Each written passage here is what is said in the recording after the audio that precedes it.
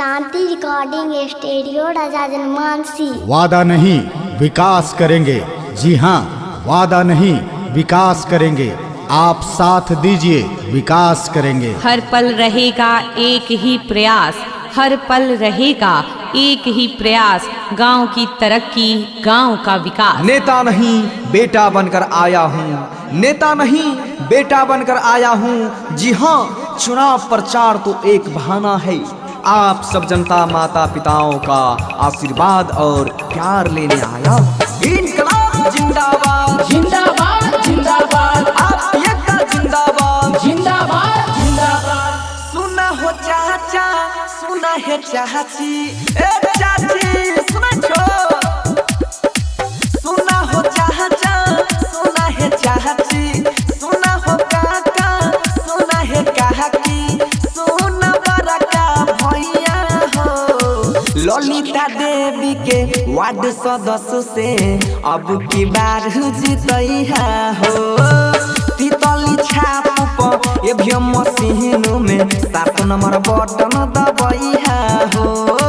चौधरी उचित के वार्ड सदस्य से अब की विजयी बनैया हो। सुना हो दहदा सुन गे दहदी, सुना हो दहदा सुन गे दहदी, सुना बड़ा भैया हो। ललिता देवी के वार्ड सदस्य से अब की विजयी बनैया हो। तितली छाप पर ईवीएम मशीन में 7 नंबर बटन दबैया हो। चौधरी उचित के वार्ड सदस्य से अब की बार जीतैया हो। इनकलाब जिंदाबाद जिंदाबाद जिंदाबाद, आप यज्ञ जिंदाबाद जिंदाबाद जिंदाबाद। रोड नाला बनैता हो, अपना गाँव के चमकैता हो। वृद्धा पेंशन इंदिरा आवासी घरे घर दिलावैता हो। बुझलो चाचा हे एक मौका हाँ। रोड नाला बनैता हो, अपना गाँव के चमकैता हो।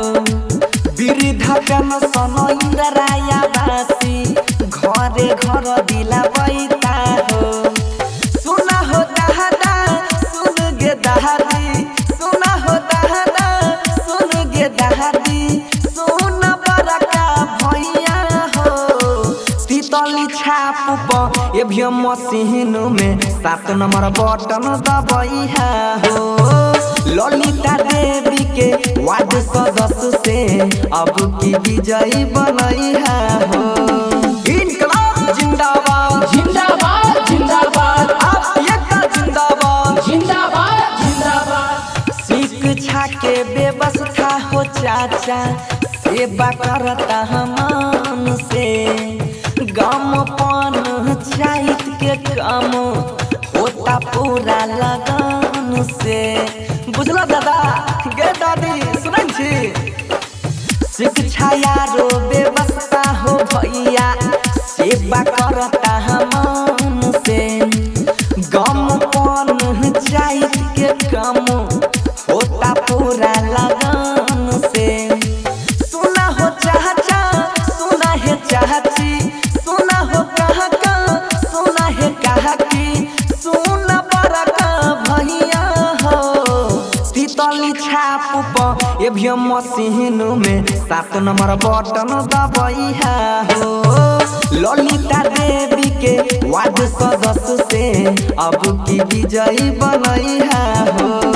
Mix by Krishna Nishad.